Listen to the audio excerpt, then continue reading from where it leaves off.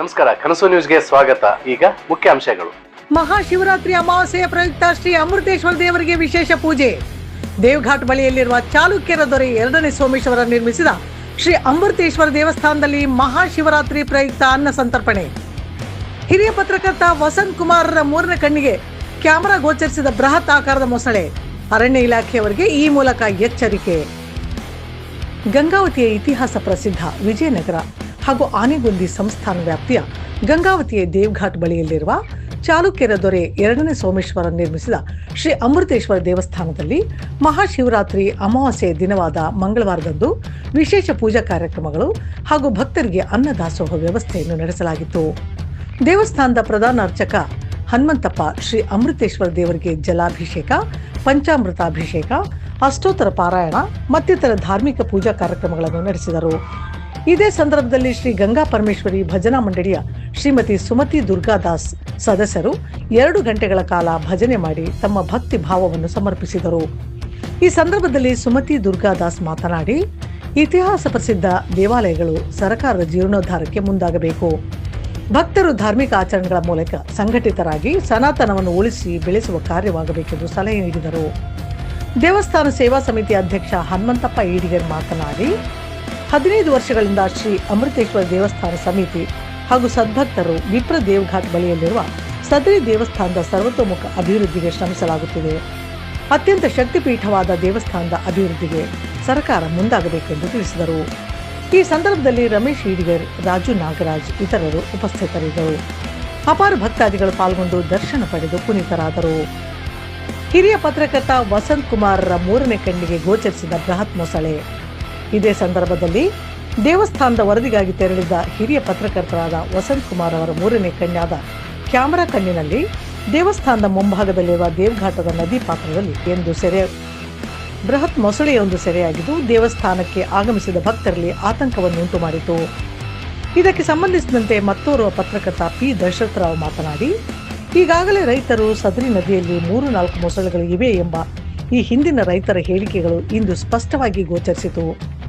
ಅರಣ್ಯ ಇಲಾಖೆ ಅಧಿಕಾರಿಗಳು ಮೊಸಳೆ ಇದೆ ಎಂಬ ಅಂಶ ಗೊತ್ತಿದ್ದರೂ ಇದುವರೆಗೂ ಯಾವುದೇ ಒಂದು ನಾಮಫಲಕವನ್ನು ಹಾಕದೆ ಅವರ ನಿರ್ಲಕ್ಷ್ಯಕ್ಕೆ ಕೈಗನ್ನಡಿಯಾಗಿದೆ ಎಂದು ಅಧಿಕಾರಿಗಳ ವಿರುದ್ಧ ತಮ್ಮ ಆಕ್ರೋಶವನ್ನು ವ್ಯಕ್ತಪಡಿಸಿದರು. ಜೊತೆಗೆ ರೈತರು, ಯುವಕರು ಹೆಚ್ಚಾಗಿ ಪಾರ್ಟಿಗಳಿಗೆ ಆಗಮಿಸುತ್ತಿದ್ದು ಯಾವುದೇ ಕಾರಣಕ್ಕೂ ನದಿ ಪಾತ್ರಕ್ಕೆ ಹೋಗದಂತೆ ಪ್ರಸ್ತುತ ಯುವ ಜನಾಂಗಕ್ಕೆ ಮನವಿ ಮಾಡಿದರು. ಈಗಲಾದರೂ ಅರಣ್ಯ ಇಲಾಖೆ ಎಚ್ಚೆತ್ತುಕೊಂಡು ದೇವಘಾಟ್ ಸೇರಿದಂತೆ ಮತ್ತಿತರ ಪ್ರದೇಶಗಳಲ್ಲಿ ಕಂಡುಬರುವ ಮೊಸಳೆಗಳ ಸ್ಥಳವನ್ನು ಗುರುತಿಸಿ ನಾಮಫಲಕವನ್ನು ಹಾಕುವರೆ ಎಂದು ಕಾದು ನೋಡಬೇಕಾಗಿದೆ. ನನ್ನ ಹೆಸರು ಸುಮತಿ ಭಂಡಾರ್ಕರ್ ಅಂತ. ನಾವು ನಮ್ಮ ಮುರಹರಿ ನಗರದಲ್ಲಿ ಗಂಗಾ ಪರಮೇಶ್ವರಿ ಭಜನಾ ಮಂಡಳಿ ಅಂತ ಮಾಡ್ಕೊಂಡಿದ್ದೇವೆ. ನಾವು ನಾವು ಶಿವರಾತ್ರಿ ಆದ್ಮೇಲೆ ಇವತ್ತಿನ ದಿನದಲ್ಲಿ ವರ್ಷ ನಾವು ಬರ್ತೇವೆ. ನಮ್ಗೆ ಪ್ರತಿ ವರ್ಷ ಇಲ್ಲಿ ಬಂದು ಭಜನೆ ಮಾಡ್ಲಿಕ್ಕೆ ಹೇಳ್ತಾರೆ, ಹಾಗಾಗಿ ನಾವು ಬರ್ತೇವೆ. ನಮ್ಮ ಗಂಗಾ ಪರಮೇಶ್ವರ ದೇವಸ್ಥಾನದಲ್ಲಿ ನಾವು ಪ್ರತಿ ಶುಕ್ರವಾರ ಸಂಜೆ 6 ಗಂಟೆಗೆ ಭಜನೆ ಮಾಡ್ತೇವೆ. ಹಾಗೆ ಅಮಾಸೆಗೆ, ಹುಣ್ಣಿಮೆಗೆ ನಮ್ಮ ದುರ್ಗಾ ಪರಮೇಶ್ವರ ದೇವಸ್ಥಾನ, ದುರ್ಗಮ್ಮ ದೇವಸ್ಥಾನದಲ್ಲಿ ಭಜನೆ ಮಾಡ್ತೇವೆ. ಲಲಿತಾ ಸಹಸ್ರನಾಮ ಹೇಳ್ತೇವೆ. ಮತ್ತು ಜನರಿಗೆ ನಾವು ಆದಷ್ಟು ನಮ್ಮ ಹಿಂದೂ ಧರ್ಮಕ್ಕಾಗಿ, ನಮ್ಮ ದೇಶಕ್ಕಾಗಿ, ನಮ್ಮ ಧರ್ಮ ಉಳಿಸುವ ಸಲುವಾಗಿ ನಾವು ಭಜನೆಯನ್ನ ಜನರಿಗೆ ಸಂಘಟನೆ ಮಾಡ್ಬೇಕು, ಭಜನೆಯಿಂದ ಸಂಘಟನೆ ಮಾಡ್ಬೇಕು, ಎಲ್ಲರನ್ನು ಒಂದುಗೂಡಿಸ್ಬೇಕು, ನಮ್ಮ ಧರ್ಮ ಉಳಿಸ್ಬೇಕು ಅನ್ನೋದು ನಮ್ಮ ಒಂದು ಧ್ಯೇಯ. ಮತ್ತೇನು ನಮ್ಮ ವಿಶೇಷ ಇದೇನು ಇದು ಇಲ್ಲ. ನಮ್ಮ ಧರ್ಮದ ಸಲುವಾಗಿ ನಾವು, ನಮ್ಮ ಜನಸಂಖ್ಯೆ ಕಡಿಮೆ ಆಗ್ತಾ ಇದೆ. ಆದಷ್ಟು ಜನ 1 ಮಕ್ಕಳು ಮಾಡ್ಕೊಂಡು 1-2 ಮಕ್ಕಳು ಮಾಡ್ಕೊಂಡು ನಮ್ಮ ಸಂಖ್ಯೆ ಕಡಿಮೆ ಮಾಡ್ತಾ ಇದ್ದಾರೆ. ದಯವಿಟ್ಟು ಹಾಗೆ ಮಾಡದೆ ಎರಡಾದ್ರೂ ಮಕ್ಕಳು ಮಾಡ್ಕೊಂಡು ನಮ್ಮ ದೇಶಕ್ಕೆ, ನಮ್ಮ ಭಾರತ ಜನರಿಗೆ ಸಂತಾನ ಕಡಿಮೆ ಆಗಬಾರ್ದು. ನಮ್ಮ ದೇಶದಲ್ಲಿ ನಮ್ಮ ಜನಸಂಖ್ಯೆ ಸಂಖ್ಯೆ ಕಡಿಮೆ ಆಗದ ಹಾಗೆ ಎಲ್ಲರೂ ಆದಷ್ಟು ದೇಶದ ಸಲುವಾಗಿ, ದೇಶದ ಆಲೋಚನೆ ಮಾಡಿಕೊಂಡು ನಮ್ಮ ದೇಶದ ಸಲುವಾಗಿ ಎಲ್ಲರೂ ಕೆಲಸ ಮಾಡ್ರಿ. ಧರ್ಮದ ಸಲುವಾಗಿ, ನಮ್ಮ ಧರ್ಮ ಹಿಂದೂ ಧರ್ಮ ಉಳಿಬೇಕು. ಹಿಂದೂ ಧರ್ಮದ ಸಲುವಾಗಿ ಎಲ್ಲ ಜನ ಸೇರಿಕೊಂಡು ಆದಷ್ಟು ಭಜನೆ ಕಾರ್ಯಕ್ರಮ, ಜನರನ್ನು ಒಂದುಗೂಡಿಸೋ ಕಾರ್ಯಕ್ರಮ ಮಾಡ್ತೇವೆ. ನಮಸ್ಕಾರ.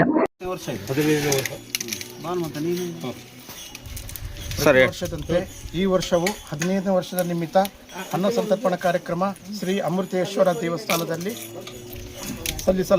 ಸೇವೆ ಸಲ್ಲಿಸಲಾಗಿದೆ. ಸಾರ್ವಜನಿಕರು, ಸದ್ಭಕ್ತರು ಈ ಸಭೆಗೆ, ಈ ದೇವಸ್ಥಾನಕ್ಕೆ ಆಗಮಿಸಿ ಪ್ರಸಾದ ಸ್ವೀಕರಿಸಬೇಕಾಗಿ ವಿನಂತಿ. ಇದೇ ವರ್ಷ 15ನೇ ವರ್ಷದ ಪ್ರಯುಕ್ತ ಅಂಗವಾಗಿ ಅನ್ನ ಸಂತರ್ಪಣೆ ಇರ್ತದೆ. ಅದಕ್ಕೆ ಇದು ಜೀವನೋದ್ಧಾರಕ್ಕಾಗಿ ಸಕಲ ಭಕ್ತಾದಿಗಳು ಸಹಕರಿಸಬೇಕಂತ ಹೇಳುತ್ತೆ. ನಾ ಬಂದು ಈಗ 20 ವರ್ಷ ಆಗಿ ಬಂತ್ರಿ. ಇಲ್ಲಿ ಎಲ್ಲ ಸೇವೆ ಮಾಡ್ಕೊಂತ ಹೊಂಟೀನಿ. ಅವು ಕಂಬ ಸರ್ದಾವ್ ಇಲ್ಲಿ ಗುಡಿವು. ಅವು ಕಂಬ ಕುಂದಿಸ್ಬೇಕು. ಗೌರ್ಮೆಂಟ್ನವ್ರು ಒಟ್ಟ ಕಣ್ ತೆಗಿಯೋಲ್ರಿ ಇಲ್ಲಿ.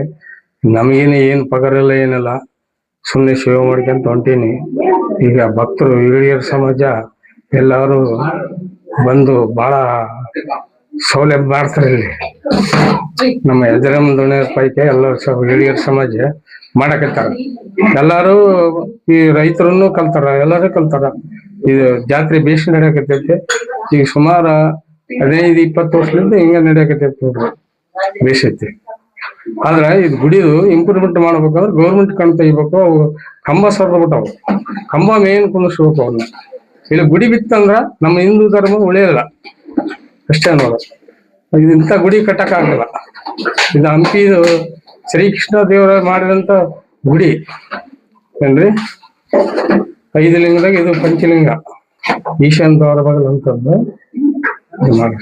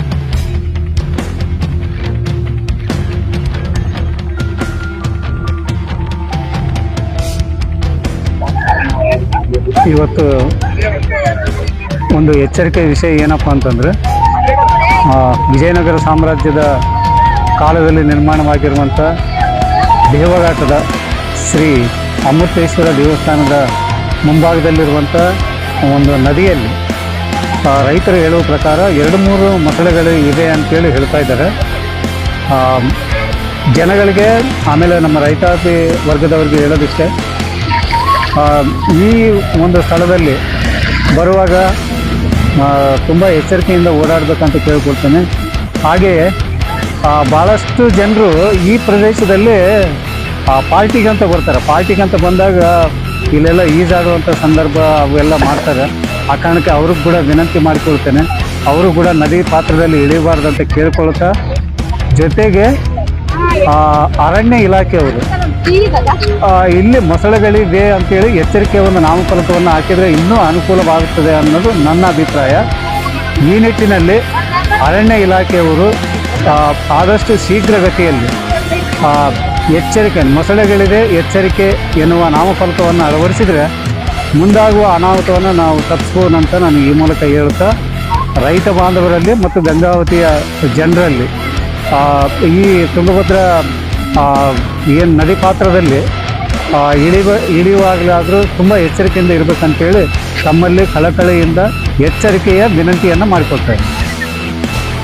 ನಮ್ಮ ಚಾನೆಲ್ಗೆ ಸಬ್ಸ್ಕ್ರೈಬ್ ಆಗಿಲ್ಲವಾದರೆ ಈಗಲೇ ಸಬ್ಸ್ಕ್ರೈಬ್ ಮಾಡಿಕೊಳ್ಳಿ. ಹಾಗೆ ಬೆಲ್ ಐಕನ್ ಮಾಡಿ, ಲೈಕ್ ಮಾಡಿ, ಶೇರ್ ಮಾಡಿ. ನಿಮ್ಮ ಭೇಟಿ ಮುಂದಿನ ವರದಿಯೊಂದಿಗೆ. ನೋಡ್ತಾ ಇರಿ ಕನಸು ನ್ಯೂಸ್ ಗಂಗಾವತಿ.